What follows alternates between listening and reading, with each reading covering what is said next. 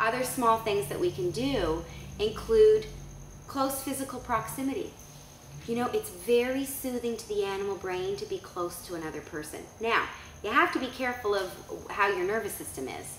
If you're really out of whack and out of balance and you're not in your zone, think twice about moving closer to your child or your student or your client. But certainly if you're coming from a really grounded, and we need as parents, can't be overstated, as parents, educators, healers, we need to be grounding ourselves at all times. We need to feel our feet on the ground. We need to feel our butts planted in the chair. We need to be breathing deeply in through our nose, filling our belly up with air. There's a whole neuroscience behind that, but just know that that's extremely important to do so that you stay in your zone.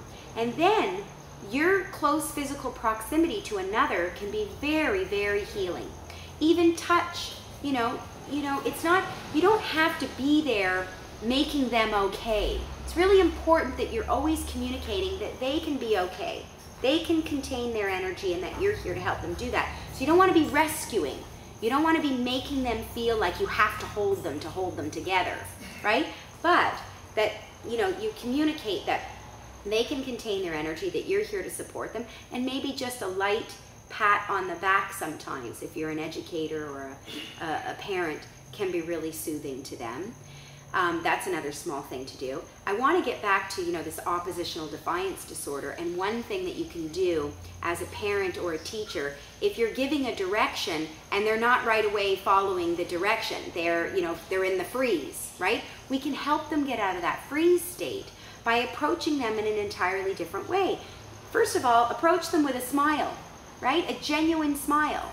When you approach them with that smile, then their defenses go down and their animal brain becomes more soothed, right? So you want to approach them with a smile, and you want to create some space and time for them to come out of the freeze to respond to your request. So you might say, you approach them with a smile, and you might say, I'm going to ask you to do something for me, right? So now you're introducing that you're about to give a direction.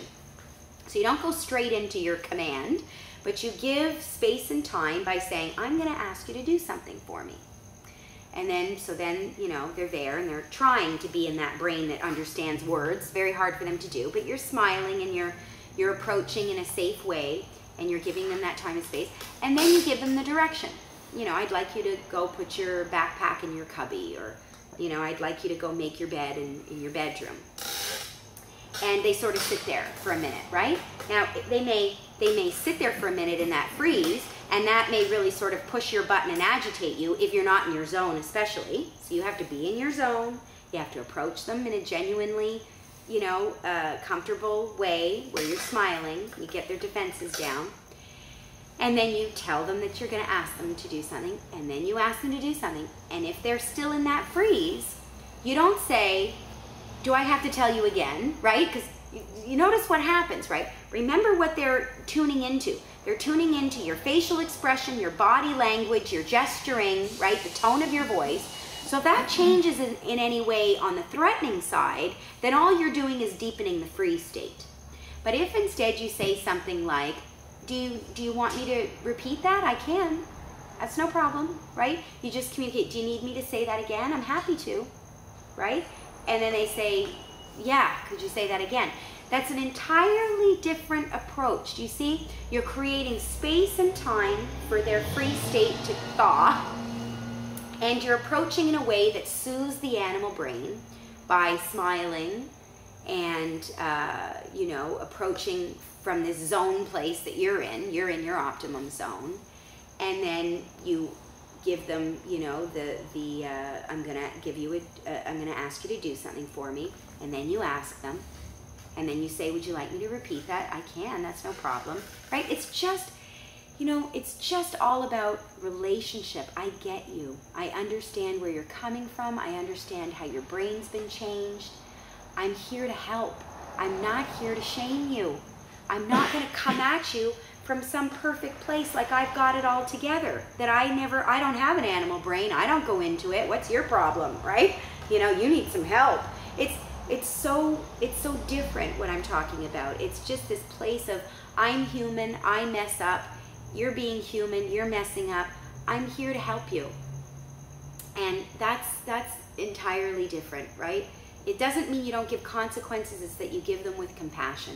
You give them with this new knowledge and new understanding that if they could do better, they would do better. So it's all these small little things that we do. But I just, what does Mother Teresa say? You can do no great things, only small things with great love. And that's what I'm talking about. Talking about doing lots of small things with great love that add up.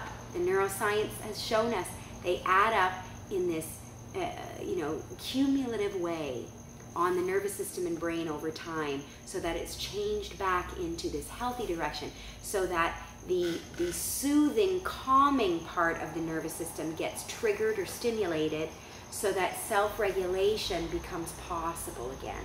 And all this arousal, either too high or too low, just comes back into that optimum range. So there is no big answer. There is no big intervention program or plan, right? What did one wise person say? Programs don't change people, people change people.